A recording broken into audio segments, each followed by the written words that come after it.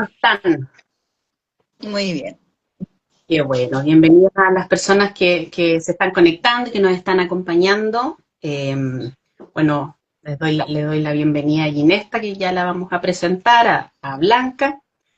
Bueno, yo soy Denise Ortiz, soy cofundadora y encargada de comunicaciones de Fundación Amparo. Nos acompaña también desde la Fundación Blanca Prat. Ella es cofundadora también y la directora ejecutiva.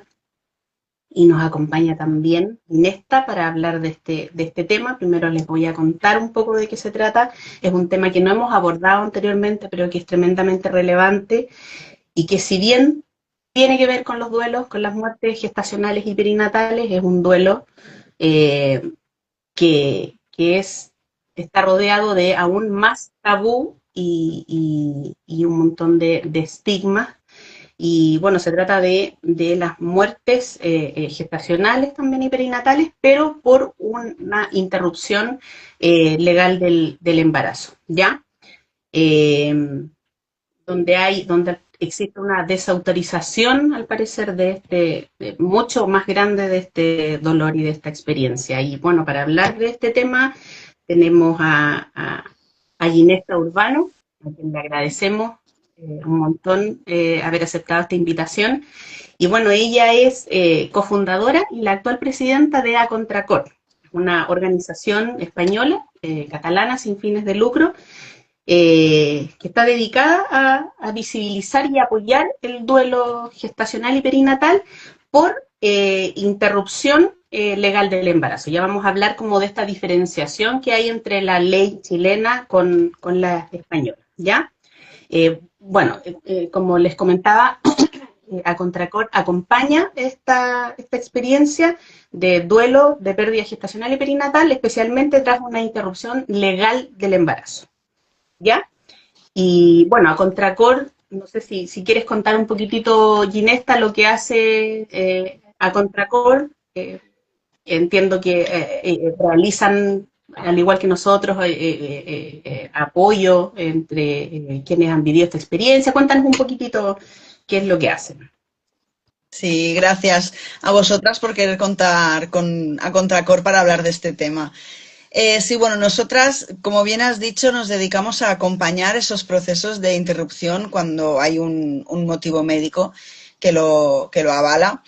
Lo hacemos porque no había nadie más que lo hiciera, porque las mujeres que creamos la asociación, los que se han unido a nosotras después, no tuvieron ese apoyo en el momento, no tuvimos ese apoyo y pensamos que, bueno, que era muy necesario, porque nosotras lo necesitamos. Entonces, cuando tienes esa carencia, es fácil decir, bueno, pues falta esto, falta lo otro.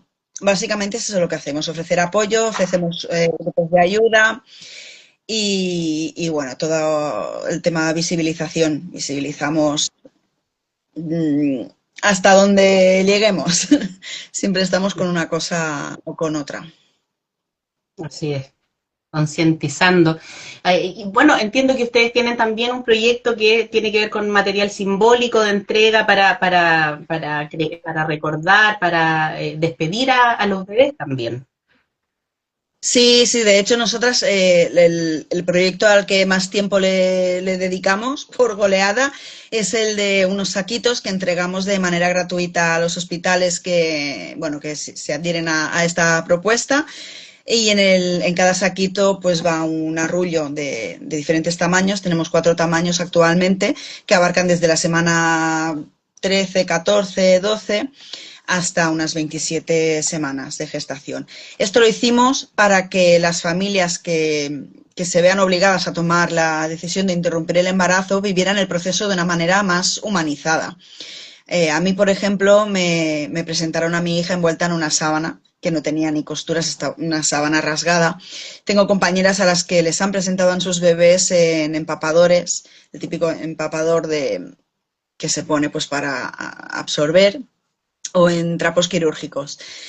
Entonces, una de las mujeres de la asociación pensó en hacer esto y cuando la creamos dije, pues oye, sería un proyecto muy bonito para sacar adelante. y así lo hacemos. Estamos entregando, no te puedo decir ahora cuántos saquitos entregamos al año, pero estamos entregando una media de 1000 sacos, te diría, o más repartidos por diversos hospitales de España. Una de las cosas que nos ha traído muy buena este proyecto es, aparte de que cumple una función que, que es preciosa, las familias que reciben uno siempre, bueno, no, las que contactan con nosotros nos dicen que les ha ayudado tanto a normalizar un poco el proceso y a aceptar la pérdida en sí, como a darle es como a ese bebé no lo ha visto nadie, ¿no? Entonces, si conservas algo de su tamaño que puedas enseñar, es como que lo hace más real. El bebé ya es real en sí, pero bueno, como hablaremos más adelante, cuando existen este tipo de pérdidas es muy fácil que no se valide, ¿no?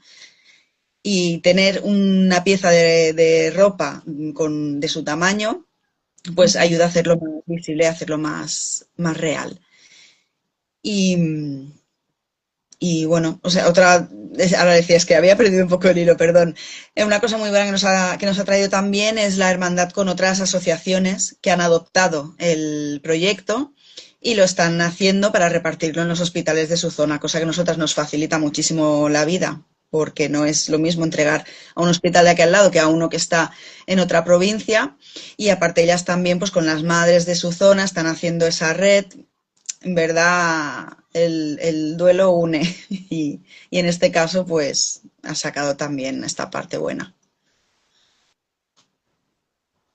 Qué tremenda labor, Ginesta, porque sí, pues, o sea, parece un detalle, pero quienes sabemos, quienes hemos vivido una partida de este tipo, sabemos lo importante que son esos detalles para entregar dignidad a ese, finalmente, a ese bebé que partió, que claro, que no fue conocido por los otros.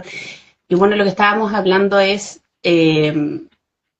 esta como diferenciación que de repente puede hacer, este estigma, este desconocimiento que hay asociado a la decisión de interrumpir el embarazo, que finalmente de decisión tiene poco, de voluntario, porque finalmente es algo tremendamente forzado, es una decisión súper difícil y dolorosa que tiene que tomar una mujer, una familia.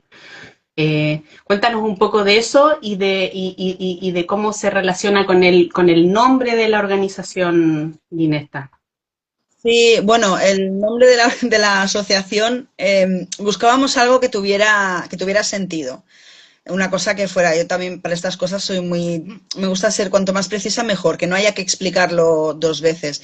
Entonces, la expresión a contracor en catalán significa hacer algo en contra de tu corazón, algo que no querrías hacer. Y pensamos, qué acto más en contra de tu propio corazón vas? Es que era este el nombre que le teníamos que poner, porque es claro y bueno, es toda una declaración de intenciones.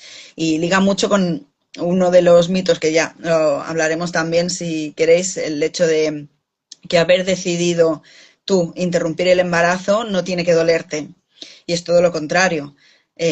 Aunque sea una decisión consciente y necesaria, porque al final acaba siendo necesaria, sigue siendo una pérdida muy profunda y que genera un duelo.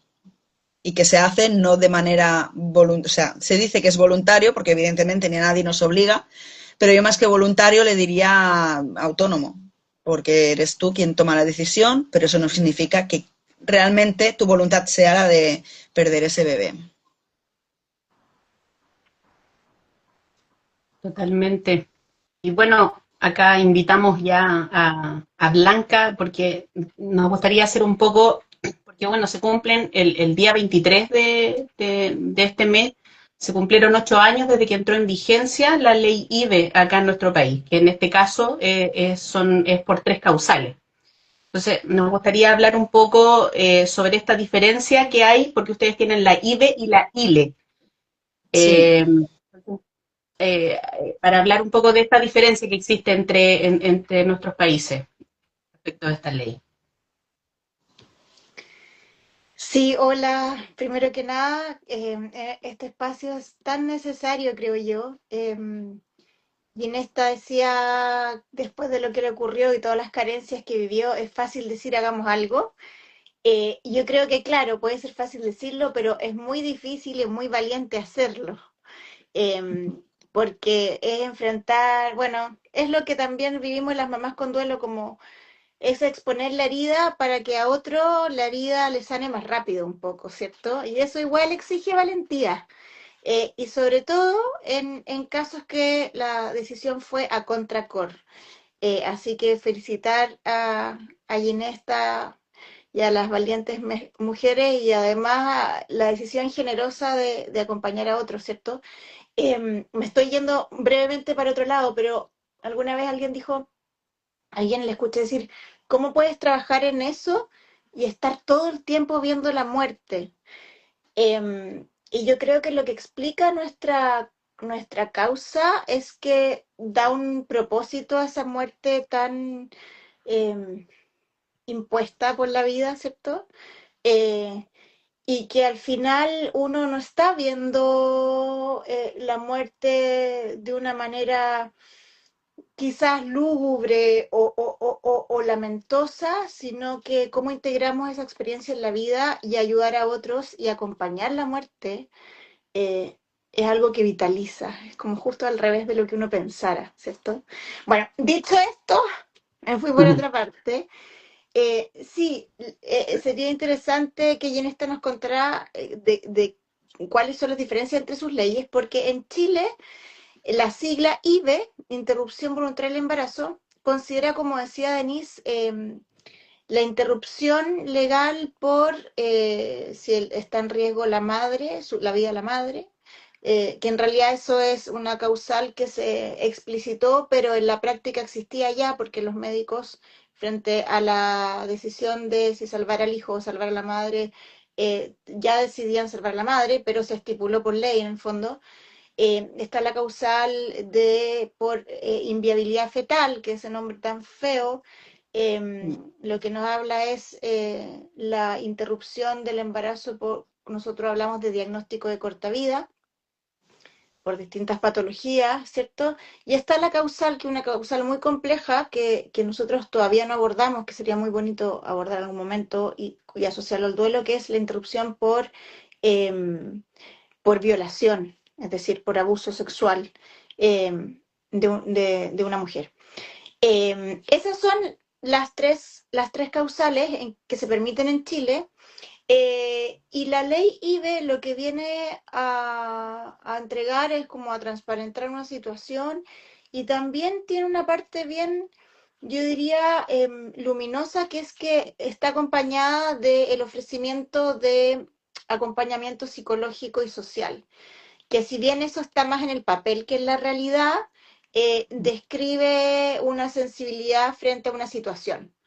Eso es la ley IVE, que falta mucho, aunque ya lleva varios años.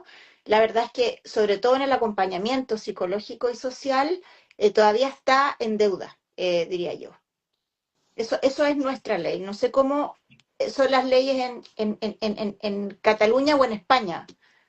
Sí, bueno, aquí en España se hace diferencia lo que es la IVE, que es la interrupción voluntaria del embarazo, a petición de la mujer, sin que haya, mientras sea por voluntad de ella, y hasta las 14 semanas de embarazo.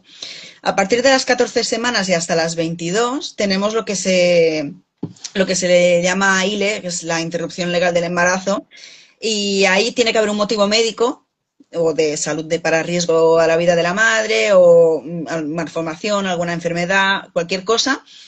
Y entonces la mujer puede decidir si quiere abortar o no quiere abortar. A partir de la semana 22 es cuando, si se detecta alguna malformación o algún problema en el bebé y la madre quiere interrumpir el embarazo, entonces tiene que pasar por un comité médico, que a veces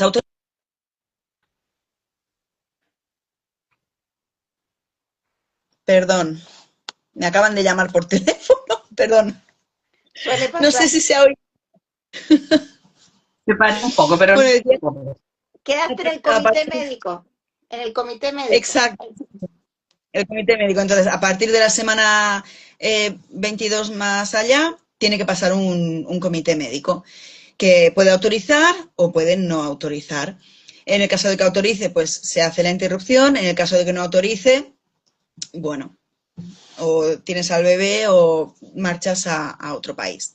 Nos estamos encontrando casos de mujeres que deciden ir a un país donde esté permitido de esas semanas para realizar la interrupción. Y claro, sobre el papel está todo muy bien, porque además hicieron una revisión hace un par de años, en el 2023 creo que fue, y bueno, se pusieron en el papel cosas que no estaban matizadas antes, como el derecho a ser atendida en tu hospital de referencia o en el hospital que tú elijas,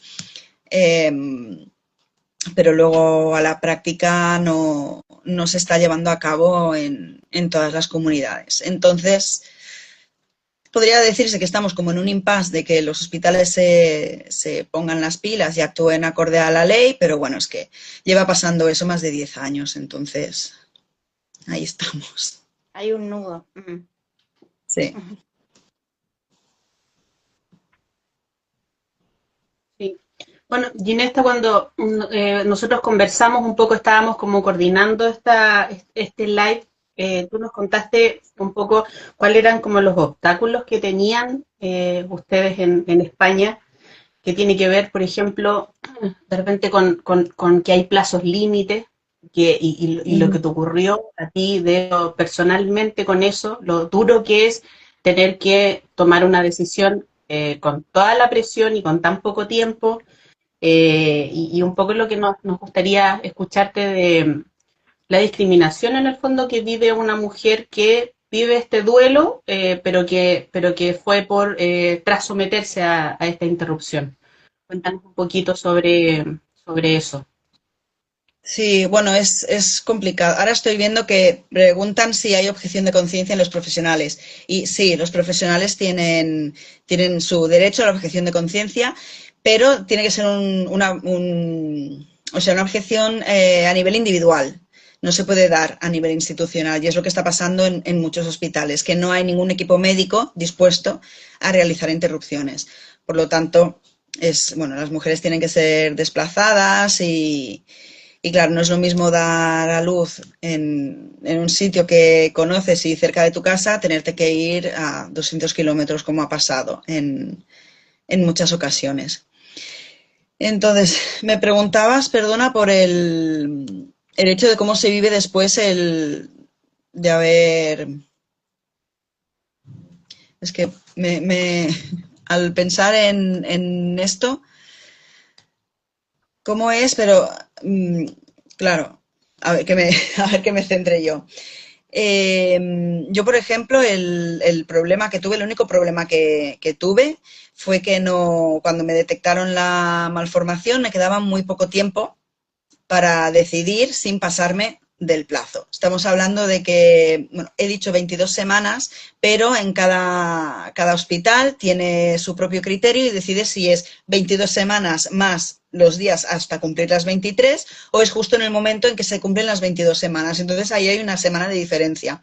En mi caso, el hospital al que yo fui consideraba que a partir de las 22, o sea, 22 semanas y hasta 6 días entraba dentro de la semana 22. Por lo tanto, suerte, porque si no me hubiese pasado del plazo seguro, ya que a mí el diagnóstico definitivo me lo dieron con 22 semanas y un día.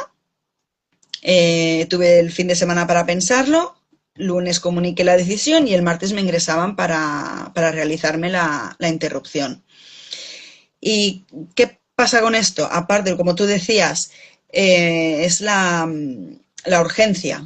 No puedes pensar bien, no puedes asimilar lo que está pasando. Sabes que hay esto, tu parte racional dice, pues sí, tenemos que interrumpir el embarazo porque no es viable ni es muy cruel sacar adelante a esta niña. Entonces tu parte más emocional queda como relegada y cuando pasan los días entonces sale. Si no tienes apoyo de familiares, de amigos, hay gente que lo vive muy mal, porque además de de que, bueno, el duelo gestacional siempre ha sido un tabú. El hecho de que sea una interrupción, aunque sea por un motivo médico o por cualquier otro motivo. Todavía hace, sobre todo en personas que pueden ser más religiosas, habrá personas que no, no quiero generalizar, pero yo me he encontrado sí que es verdad que me he encontrado con alguna mujer que me ha dicho que en su familia dejó de hablarle, que no, porque no entendían o porque no apoyaban esa decisión. Entonces, es difícil, es difícil por muchos motivos. Sí, tanto si tienes tiempo como si no tienes tiempo, es difícil porque es una decisión que estás tomando que no quieres tomar. Al final, muchas incluso piensan, pues ojalá se agrave en estos días y no tenga que firmar un papel para autorizar que le paren el corazón o cualquier cosa así. Es muy complicado. Y si no tienes apoyo por parte de familia, por parte de hacer esto completamente sola, es durísimo. Es durísimo y generalmente yo diría que imposible. Bajamos a comprar.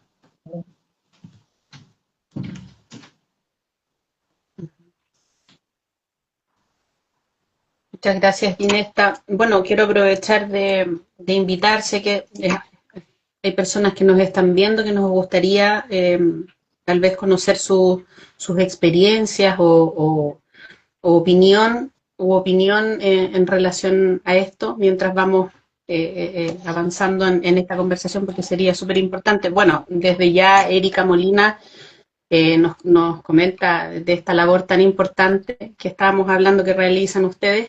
Dice, porque ya que se cree que solo se puede hacer duelo a los que vivieron y que conocimos, lo cual es errado, ya que una madre que sintió vida dentro de sí, eh, es una madre que vivió vida dentro de sí y que esto es más que suficiente. Eh, bueno, también queríamos hablar un poco sobre eh, los avances y las cosas que dan como esperanzas dentro de esto.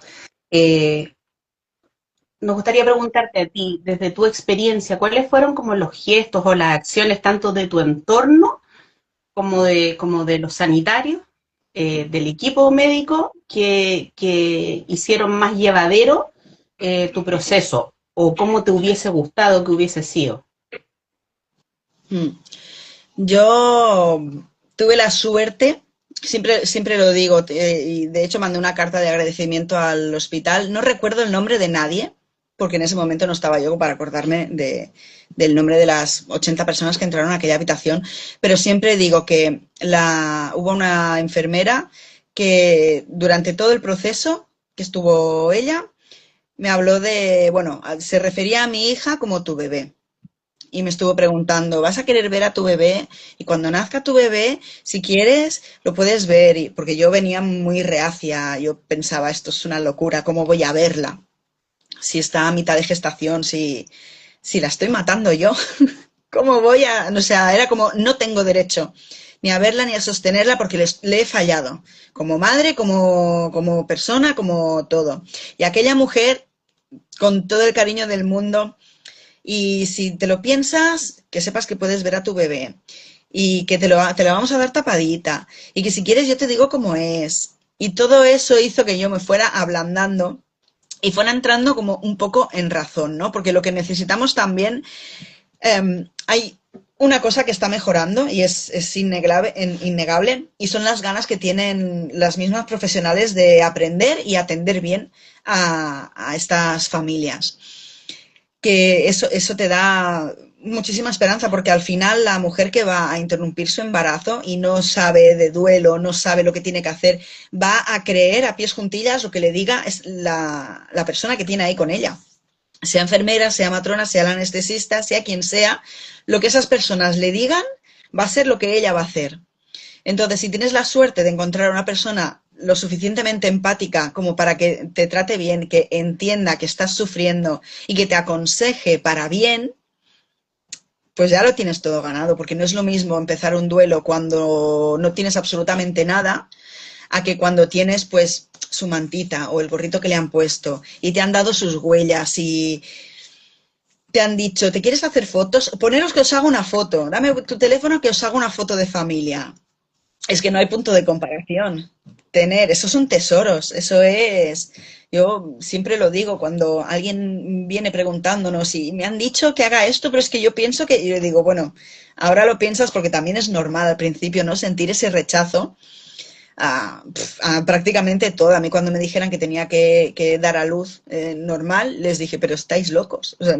Encima que me pasa esto, tengo que... Pues sí, tienes que dar a luz porque al final es un proceso fisiológico y al final tu cuerpo lo que necesita es saber lo que le está pasando y tu mente también. Es que no hay otra, parece muy cruel, pero al final es un proceso natural y es algo que nos falta, ver la muerte como un proceso natural. No es natural que se muera, pero es que, bueno, no vamos a impedir que niños van a seguir muriendo en el vientre de sus madres, por una cosa o por otra.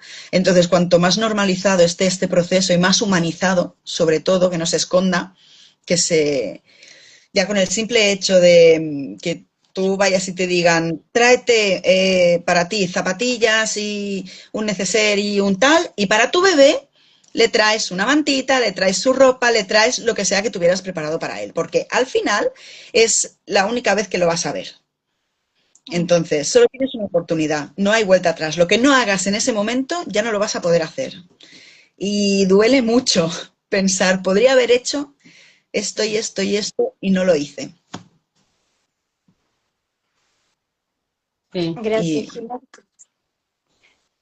Yo creo que lo que tú explicas tan bien es tan cierto. Ese como embotamiento o esa situación tan límite, ¿cierto? Y tan traumática de la muerte de una, nosotros decimos guagua, de un bebé o de una guaguita, te hace que las voces de los profesionales sean como tus voces guías. Nosotros acá hablamos del diostor en vez del doctor.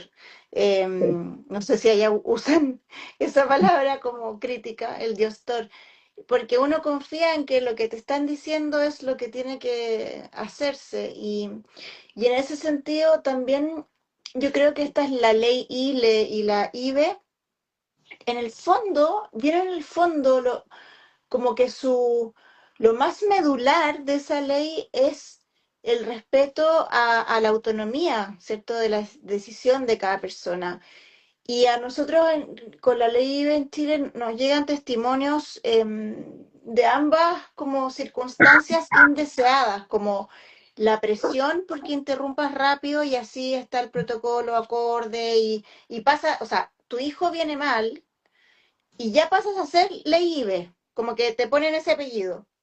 Y si el equipo considera que es mejor no pensar e interrumpir rápido, bueno, te metes en ese tubo, en ese túnel. Y al revés también, si tú no deseas, o sea, claro, y ahí después el arrepentimiento es chuta, a lo mejor yo quería otra cosa, yo quería tomar otra decisión. Y al revés también, a nosotros nos ha pasado que eh, hay mamás cuyos hijos murieron por un desenlace natural y que tenían un diagnóstico de corta vida y que se preguntan si el equipo médico no les ocultó diagnóstico para evitar que ellos decidieran la interrupción. Entonces, en ambos casos es muy doloroso porque uno un poco deja de confiar en el mundo que te rodea, no sé cómo explicarlo. Vivir una situación como emocional tan vulnerable eh, hace que se pongan evidencias como las dudas acerca de la confianza en el otro, en el que te atiende, en la vida para adelante. Entonces, por eso es tan importante la atención sensible, humanizada, incluso cuando estén metiendo las patas, como decimos, incluso cuando estén diciendo cosas que no deberían haber dicho, pero si la actitud es una actitud amorosa, amable, al final uno vuelve a confiar como en la vida, creo yo. El trauma no es tan grande de que se te arrebató la vida de tu hijo, pero también te trataron mal o no te escucharon o no validaron tu opinión o te quitaron la oportunidad de ver a tu hijo como que se abulta mucho más el dolor. Es terrible, eso añade muchísimo más dolor al duelo ya de por sí. Sí, sí, completamente de acuerdo.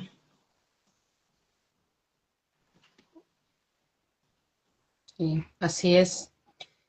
Y bueno, un poco como para redondear lo que, en base a lo que decía Blanca también, preguntarte, Ginesta, eh, ¿cómo crees que podemos, y para las personas que están escuchando también, que quizás no vivieron la experiencia, pero que quieren tener más información, ¿cómo crees tú que como sociedad o como entorno podemos ayudar a desestigmatizar un poco Mm. estas experiencias? ¿Qué podemos hacer como para ayudar, para avanzar en este tema eh, y romper estos prejuicios que asociados? Mm. En mi opinión, lo más importante que hay que hacer es escuchar a las madres. Escucharlas y no juzgarlas. Porque tendemos mucho a, cuando alguien nos cuenta un dolor como este, a dar consejos, consejos que a veces no son completamente irrelevantes o no tienen nada que ver o la típica frase de, bueno, yo le digo la frase de sobrecito de azúcar, ¿no? La típica frase motivacional de, ay, me has salvado el día, ¿no? Acabo de perder un hijo, pero me has dicho que soy joven y ya tendré otro y me has arreglado el día. No lo había pensado. Gracias. Entonces, lo primero que hay que hacer es escuchar y no juzgar. No, no decir, pues yo haría, porque no, si no has pasado por esto, no te puedes meter en esos zapatos. Habrá cosas que te las puedas imaginar, pero el dolor de perder a un hijo o a una hija y el dolor de tener que decidir el, ¿no? Porque es, al final la pérdida es pérdida, pero tener que firmar un papel donde tú estás autorizando a que tu bebé deje de vivir es muy duro y nadie que haya pasado por aquí puede decir, pues yo hubiera hecho, yo me hubiera sentido, no, no lo sabes. No lo sabes. Hasta que no te toque, no lo vas a saber. Por lo tanto, a mí que me ha pasado, a ella que le ha pasado, escúchala, escúchala y simplemente tómate lo que te dice como verdades absolutas, porque tú no lo sabes. Entonces, una de las formas de empatizar sería esa, de dejar de tratar a la gente de exagerada, de dejar de decirles, pero eso no cuenta como pérdida, eso ha sido un aborto, ¿no? O que no era un bebé, era un feto, pero y si estaba malo, pues mejor así, ¿no? Mejor que se haya muerto ahora que no que se haya muerto con 5 años, ¿no? Dices, sí, también me hubiese dolido mucho que se hubiera muerto con 5 años, pero es que se me ha muerto ahora, por lo tanto me duele ahora.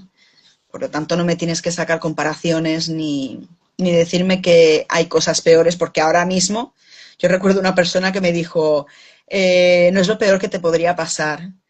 Y en ese momento pensé, o sea, hace una semana tenía el cuerpo de mi bebé sin vida en mis manos, ni siquiera en los brazos porque además era demasiado chiquitita. Y eso no es lo peor, pues ¿qué es lo peor que me puede pasar? Si eso no lo es, porque ahora mismo no se me ocurre ninguna cosa que sea peor que eso. Entonces, hay como muy... Se trata de una manera muy estandarizada y aparte las pérdidas de bebés no se toman tan en serio como otro tipo de pérdidas, ¿no? Por ejemplo, yo creo que a todas las mujeres que hemos perdido un bebé durante el embarazo nos han dicho que seguro que el año que viene teníamos otro, ¿no? Ah, pero te puedes embarazar, seguro que el año que viene estás con otro, va, anímate. Eso, una mujer que se queda viuda o a un hombre que se queda viudo, no se te ocurre decirle, ah, no te preocupes, que seguro que el año que viene tienes otro marido, ¿no? Porque entiendes que esa persona está en un momento vulnerable, es un dolor muy grande. Pues si con una pareja no lo harías, ¿por qué se hace con un hijo? Existe una gran diferencia de trato que no es justa para nada.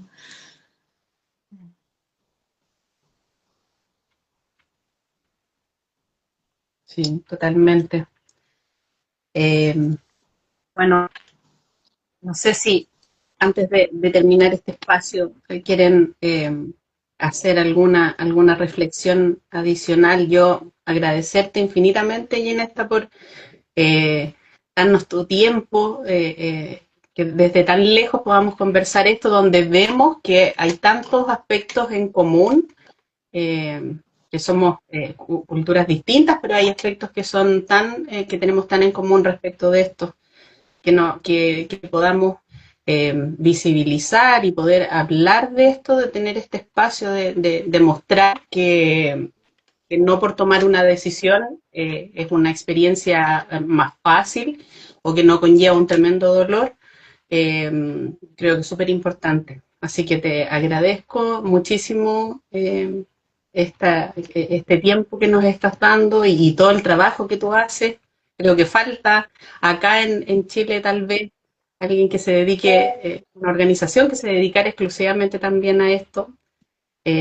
Así que eso por mi parte, agradecerlo.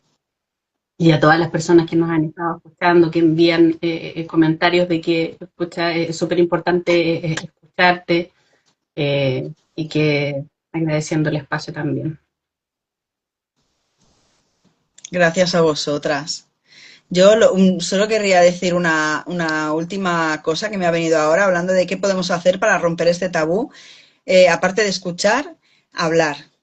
Las mujeres que hemos pasado por esto, hablar. Al final, callarnos solo sirve para aumentar el aislamiento. Hablar del duelo ayuda a validarlo y a sanarlo.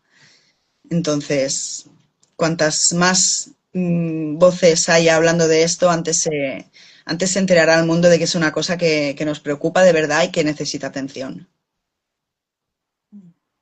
Exacto.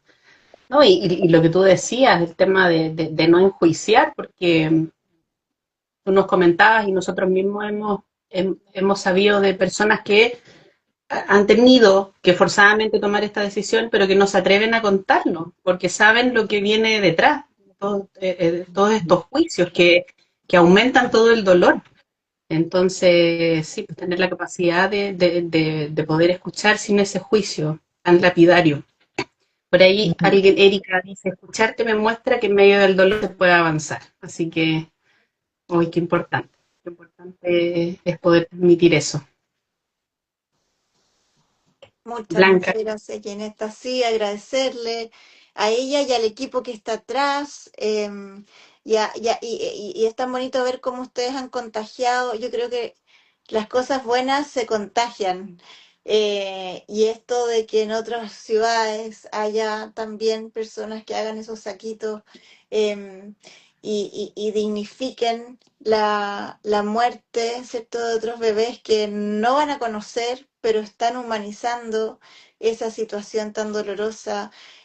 Nosotros vivimos también esta cadena como invisible de amor, ¿cierto?, a través de las mantitas de nuestras cajas de memoria, que están tejidas por mujeres voluntarias que ni siquiera conocemos el nombre, que nos la hacen llegar y a veces nos escriben cartas señalando que mientras tejen esa manta están como reeditando su propia historia de dolor y dándole un propósito para que el hijo de otra mujer sí sea abrigado, sí sea tratado con cariño.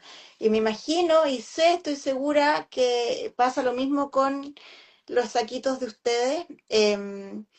Y eso es un aporte invisible a la humanización. Así es que agradecer a ti, a tu equipo y a todas esas mujeres que se suman y se contagian de ese propósito de hacer el mundo más amable. Sí. Sí. Bueno, y tal vez cerrar con la reflexión que me viene, que finalmente da lo mismo si hubo una decisión, entre comillas, implicada en esta muerte, si el tiempo que estuvo, o sea, el tiempo de gestación o de nacido, da lo mismo, la razón, el diagnóstico, si tuviste un diagnóstico previo o no lo tuviste, da lo mismo todo eso, finalmente es la muerte de un hijo, tremendamente doloroso, no hay forma de que eso se suavice, solo con la comprensión y la empatía del entorno y de, por supuesto, quienes les tocan atendernos y acompañarnos en esto. Así que eso.